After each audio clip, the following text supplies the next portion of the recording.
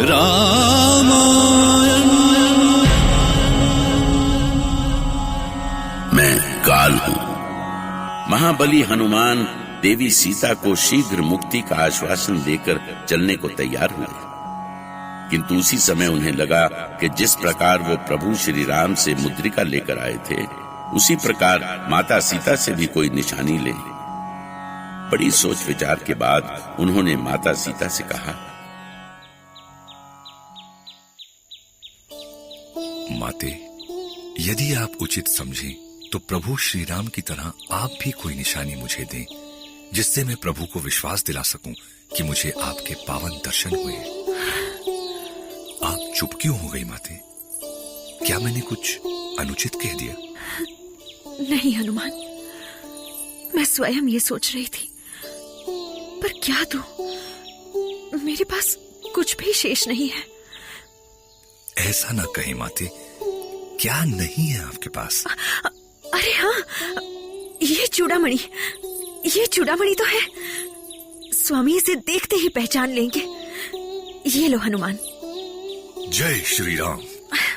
इसे मैं अपनी कमर में बांध लेता हूं, ये सुरक्षित रहेगी। अब आप मुझे आशीर्वाद दे माते कि मैं जल्द से जल्द प्रभु के पास पहुंच सकूं। तुम्हारे जैसे महावीर का मार्ग निर्विघ्न ही होगा। जाओ, मेरा आशीष सदा तुम्हारे साथ है हनुमान।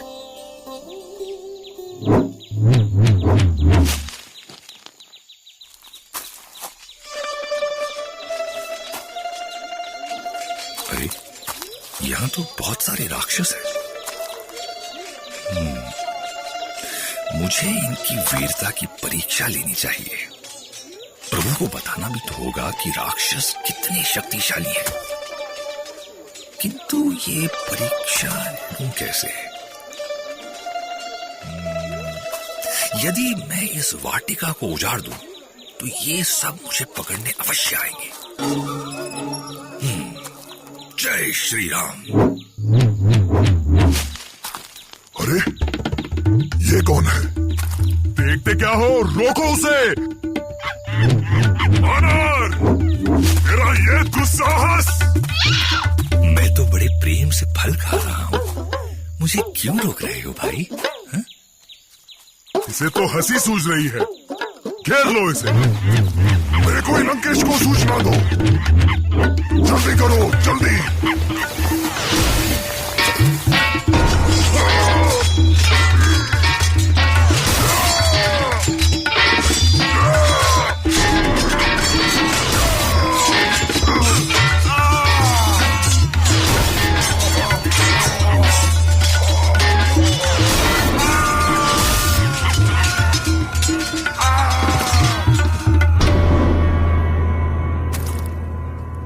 कहा ना मुझे मत रोको भाई, चुपचाप फल खाने दो, बहुत भूख लगी है। हनुमान के गदा प्रहार से अनगिनत राक्षस मारे गए। राक्षसों की सेना में भगदड़ मच गई। पूरी लंका में हाहाकार हो गया।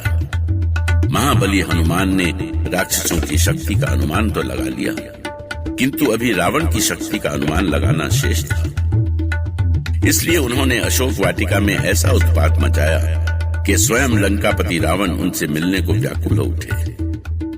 आखिर वो कौन महाबली वानर है जो दशानन की नगरी में घुसकर उसे चुनौती दे रहा है?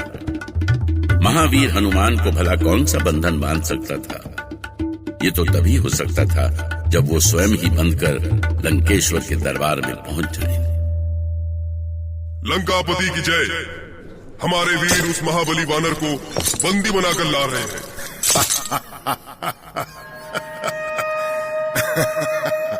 इस वानर को तुम महाबली कह रहे थे सेनापति? देखो कहीं तुमसे पहचानने में भूल तो नहीं हुई। इसे तो कोई भी चुटकियों में मसल देगा। आपने ठीक कहा महाराज, मैं साधारण वानर ही हूं, पर जिस पर श्री राम का आशीर्वाद हो वो साधारण नहीं रहता। अच्छा, तो तुम उस राम की शक्ति के बल पर सीता को खोजते हुए विशाल सागर पार करके लंका चले आए। नहीं नहीं नहीं नहीं नहीं लंकापति, ऐसा कहकर प्रभु राम का अपमान मत कीजिए। दरअसल मुझे बहुत जोर की भूख लगी थी। लंका में सुंदर फल दिखे तो सागर पार करके यहां चला आया। यदि श्री राम का आदेश होता तो मैं तो अब तक माता सीता को अपने साथ लेकर आपके सीने पर लात रखता हुआ अयोध्या उड़ गया होता।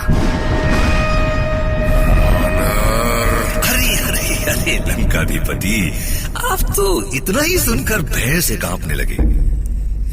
अभी मैंने आपको ये तो बताया ही नहीं कि श्री राम के बाण आपके प्राण लेने के लिए कैसे व्याकुल हो रहे हैं। वानर! प्रभु राम की कृपा से इस वानर का एक नाम भी है महाराज, हनुमान। हनुमान। और ये हनुमान आपको सलाह देता है कि अभी भी माता सीता को सम्मान सहित श्री राम को लौटाकर प्रभु चरणों में अपना सिर रख दे। लंकापति रावण का सर आज तक किसी के सामने नहीं झुका। मूर्ख! और झुकेगा भी नहीं महाराज, क्योंकि झुकने के लिए जीवित रहना भी तो आवश्यक है। हनुमान की बातों ने रावण के क्रोध की अग्नि में घी का काम किया। उसे लगा कि हनुमान उसकी हंसी उड़ा रहे हैं। उसने अपना विशाल खड्ग खींच लिया और दांत पीसता हुआ हनुमान की ओर बढ़ा। बस वानर बस, अब मैं तुझे दिखाता हूं दशानन की शक्ति। उस दशानन की शक्ति जिसके नाम से ये ब्रह्मांड थरथराता है, जिसकी कल्पना से इंद्र डरकर पीले पड़ जाते हैं, क्रोध के साक्षात स्वरूप शनि को जिसने पांव तले कुचल रखा है, दिन और रात जिसके दास है। और याद रख, यदि तेरे प्रभु राम को मैंने चींटी की तरह अपने इन्हीं पांव से नहीं मसल दिया तो मेरा नाम दशानन नहीं। महाराज महाराज, वीर पुरुष को ऐसे गरजना शोभा नहीं देता। हम आपको बस ये बताना चाहते हैं कि श्री राम से बैर लेना आपके हित में नहीं। अपनी जीवा को संभाल दुष्ट, तेरे सर पर काल मंडरा रहा है। पिताश्री, अब मेरी तलवार इसके सर को धड़ से अलग करने के बाद ही शांत होगी। पुकार ले अपने राम को, पुकार, क्या कर बचा ले वो तुझे। श्री राम! ठहरो मेघनाथ, ठहर जाओ। चाचा श्री, अपने अधिकार की सीमा का उल्लंघन किया है आपने। मेरा हाथ पकड़ने का साहस कैसे हुआ आपका? तुम अभी होश में नहीं हो मेघनाथ, इसलिए तुम्हें रोकना हमारी व्यवस्था है। क्या व्यवस्था है आपकी? क्या ये आपका कोई संबंधी है? क्या भूल गए आप कि इस दुष्ट ने अक्षय कुमार का वध किया है? कुछ नहीं भूला मैं, कुछ नहीं। पर तुम ये कैसे भूल रहे हो कि किसी भी दूत का वध नहीं किया जाता? ये नीति के विरुद्ध है। मृत्यु का दंड मृत्यु दंड होता है, यही हमारी नीति है। आप मेरा हाथ छोड़ दीजिए। नहीं, छोड़िए मुझे। मेरी बात समझने का प्रयास करो मेघनाथ। महाराज, समझाइए मेघनाथ को, ये अनर्थ रोकिए।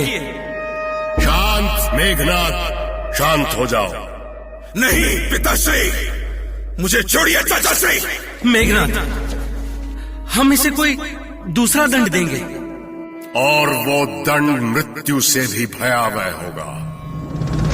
इसने मेरे प्रिय पुत्र को मारा है, मेरी आत्मा पर आघात किया है इसने। इसके इस कार्य के लिए मैं इसे कभी क्षमा नहीं कर सकता। वानर को उसकी पूंछ बहुत प्यारी होती है ना, इसकी पूंछ में आग लगा दो, ये स्वयं जलकर भस्म हो जाएगा। आदेश का पालन हो।